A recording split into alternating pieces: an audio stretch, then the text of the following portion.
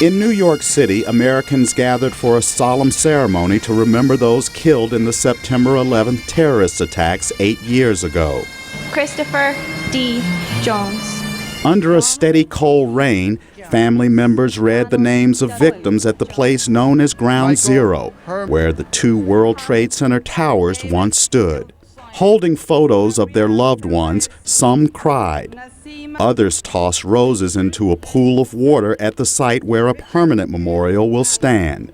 New York City Mayor Michael Bloomberg.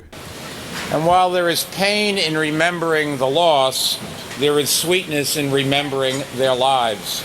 Nearly 3,000 people from more than 90 countries were killed after a group of 19 terrorists hijacked the planes and crashed them into the World Trade Center towers, the Pentagon near Washington, and a field in Pennsylvania. At the New York Memorial, people remembered lost loved ones. My mother, and this is her. Family members. It was a sad day.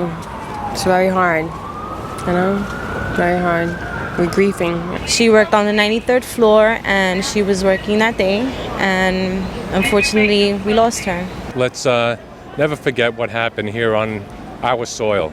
We were complacent, we were innocent, we believed it would never happen here, and it did.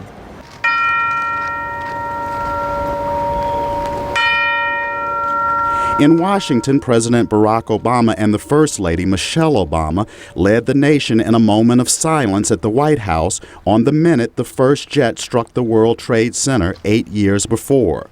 Later at the Pentagon, Mr. Obama consoled some of the family members of the 184 people killed there. Let us renew the true spirit of that day. Not the human capacity for evil, but the human capacity for good.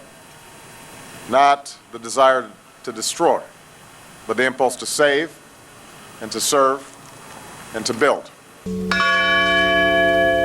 People gathered in the countryside near Shanksville, Pennsylvania, where United Flight 93 crashed, killing 40 people aboard. Former Secretary of State Colin Powell spoke of the passengers who fought hijackers, forcing the plane down here, possibly sparing the White House or the U.S. Capitol. They seized the moment, and they lost their lives in so doing, but not before forcing the monsters to abort the mission and crash in this field, saving so many of their fellow citizens.